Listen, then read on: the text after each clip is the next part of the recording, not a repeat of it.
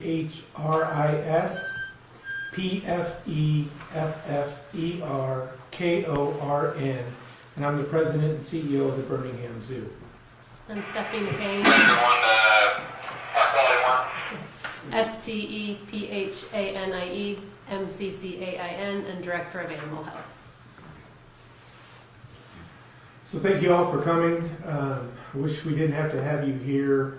We had a tragic loss this weekend at the zoo of our 6-year-old black rhino male, Moyo. Our animals here are just like people outside of the zoo. They require the best care possible, and we have one of the best teams I'll put up against anybody to care for our animals. And Moyo needed a dental procedure to make sure that he could process his food correctly. And so that procedure was scheduled this last week. And our teams went through the proper planning to make sure that they could ensure that this went as smooth as possible. Unfortunately, tragedy happened where we lost Moyo. Anesthesia in large animals is very difficult, and our team is experienced and has done many of them, and they plan very thoroughly for these procedures. Sometimes things happen that we just don't know, that we can't plan for. Excuse me. Moyo was a 6-year-old male black eastern rhino that we got from the St. Louis Zoo, and he was a great animal. He had a great personality, and he is sorely missed.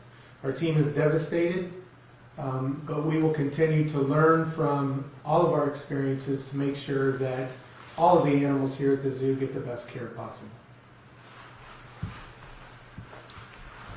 Do you have any specific questions? And some of these may fall towards Dr. McCann, but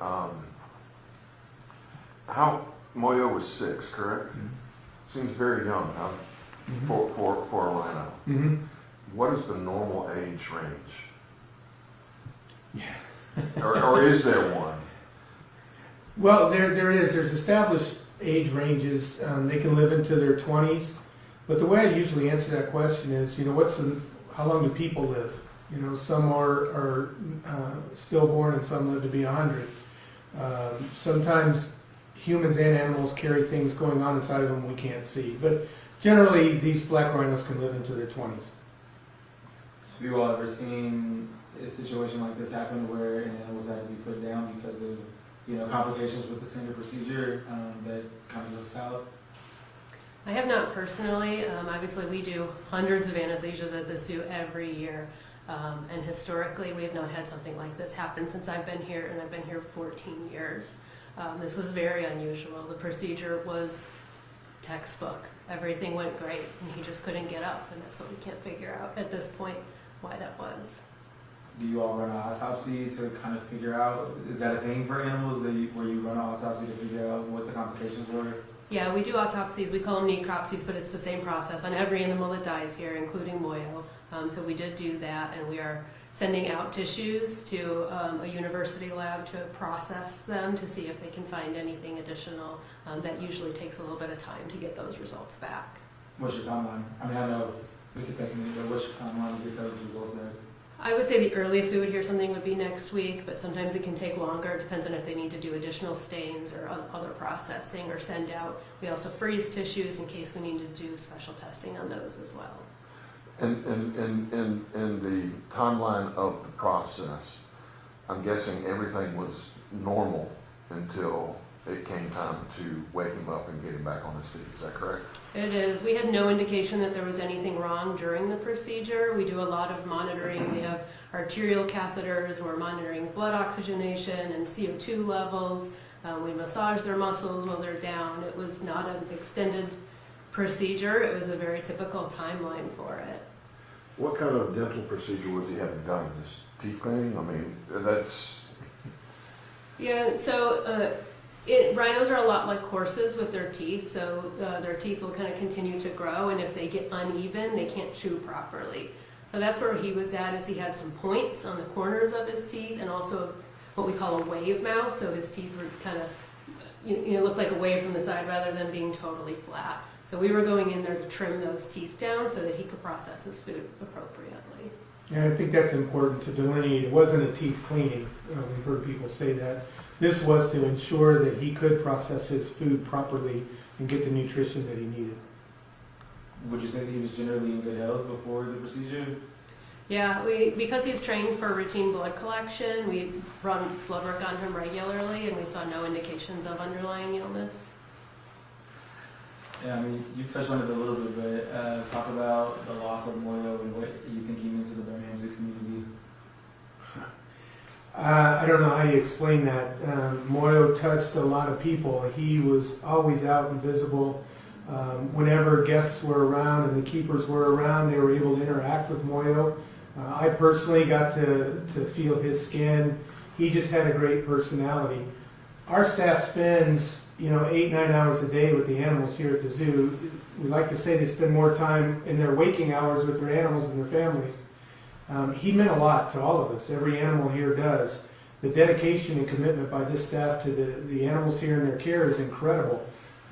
People will come at all hours of the morning to check and make sure their animals are okay, that they didn't forget something. I mean, animal staff, animal health staff, the whole zoo staff is committed to the well-being of these animals. And it's devastating. It is like losing a family member for sure. I know this passing, it means so much to you and I know it's more like the family here. I know that the last passing that happened was in July 2022 with the lion.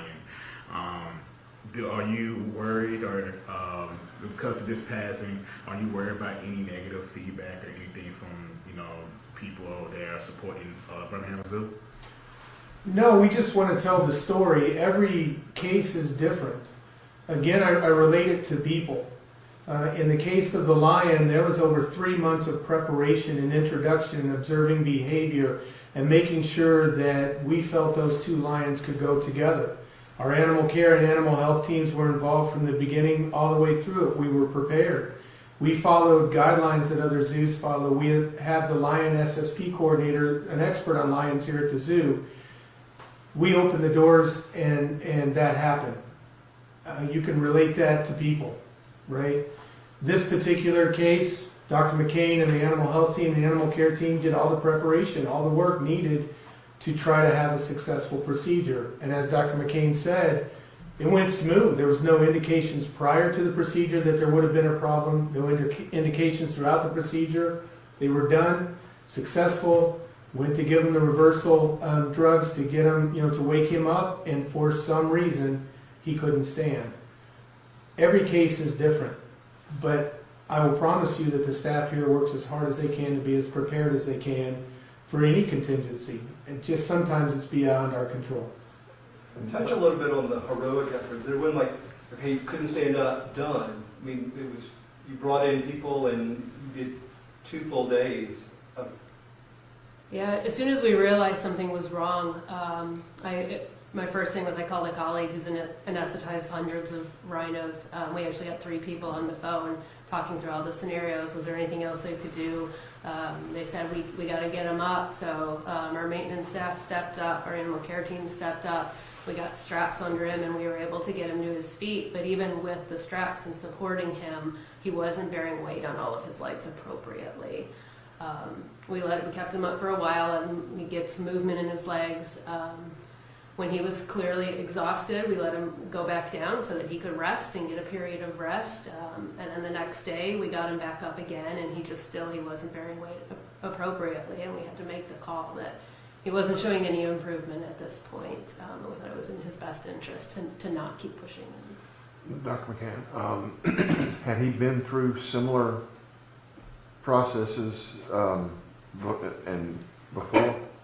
He had not required full anesthesia before this. He had been sedated a couple of times, but not a full laying down anesthesia.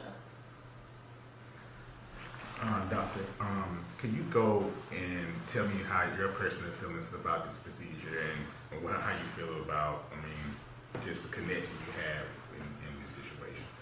Yeah, this is a very difficult one, I think. We, in the last 3 years, we've anesthetized 5 rhinos here without incident, had 5 different procedures. And so this seemed very standard and we weren't super worried about it going into it. I think that's what makes this so difficult, is that it was so unexpected. Obviously, we euthanize animals regularly. That's part of our job. You know, we have the ability to give them a humane death when they deserve it. But we usually see those coming, or if it is something unexpected, we usually find an obvious cause, you know, that we just didn't know about. Obviously, we can't do a full exam on a rhino. You know, a person undergoing anesthesia is going to have a lot more in-depth testing prior to it. So I think maybe there's just something that we weren't able to see and weren't able to detect because it was a rhinoceros and, you know, not a smaller animal. But it makes it a lot harder. I've not had this before. One last question. There are other rhinos in the enclosure, correct? Mm-hmm. How are they dealing with the loss of Moyo? So there's a female, Kessie. Black rhinos are normally solitary in the wild to begin with. They're a little different than white rhinos. They would come together for breeding, potentially at a water hole kind of thing, or a calf would stay with its mother. So being a more solitary individual, it's not as great an effect on her. Obviously, she knows there's a change. They were not housed together, so it wasn't like they had that companionship or compatibility to start with. This year, we were going to start some introductions on them. But she knows there's a change. Right now, according to the animal care team, her behavior's good, her eating is good, all the indicators that we have of good well-being are there, and she's being monitored pretty closely. She's being kept in her routine. You know, sometimes it's a mistake if you stop the routine, then the animal gets a little stressed and like, what's going on? So she's allowed to go outside. She's brought inside. She gets her enrichment and her browse and everything that she would normally get. So we monitor animals pretty closely and more frequently after events like this just to see if there is a change. And one last thing. I know Moyo had, there was a semen collected during this procedure as well. I guess talk about the fact that, you know, his legacy will be carried on through artificial insemination if you all choose to use it, and it doesn't just end here with his death. Yeah, that's a good point. So the team that came for semen collection was able to get semen from him and freeze it. So we have several what's called straws of semen frozen that can be used on him in the future. We also, when we did his necropsy, we were able to harvest his testicles and send him off for what's called gamete rescue so that they will hopefully get even more opportunities so that he'll continue to contribute to the SSP. Thank you very much. Thank you all. Thank you. And what's SSP? Species Survival Program. Species survival. We have, the majority of the animals here have it, so it's not like you just go online and order an animal. They look at the genetics and the whole species survival and how it works together and say they do genetic testing, so you may need to get one animal from this zoo